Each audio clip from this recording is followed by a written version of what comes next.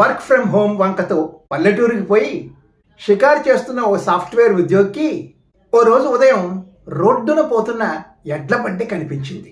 అతనికి ఆశ్చర్యం కలిగించిన విషయం ఏంటంటే అందులో కూర్చున్న ఎడ్ల బండి యజమాని నిద్రపోతున్నాడు. ఎడ్లు మాత్రం దారిలో చక్కగా నడుస్తూ పోతున్నాయి. అది ఎలా సాధ్యం అని వెంటనే ఆ యజమాని అడిగి కనుక్కుందామని బండి దగ్గరికి వెళ్ళాడు.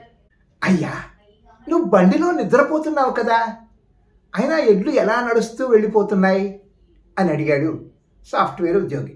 వాటికి పొలం దారి తెలుసు అన్నాడా ఆసామి.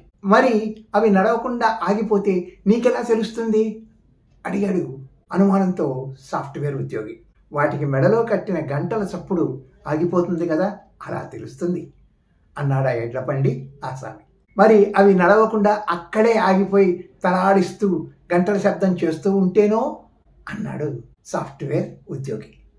అవి ఎద్దులు రాజా, సాఫ్ట్వేర్ ఇంజనీర్లు కావు, వర్క్ ఫ్రమ్ హోమ్ చేయడానికి అన్నాడు ఆ ఎడ్ల బండి ఆసామి. సాఫ్ట్వేర్ ఉద్యోగి షాక్ అయ్యాడు.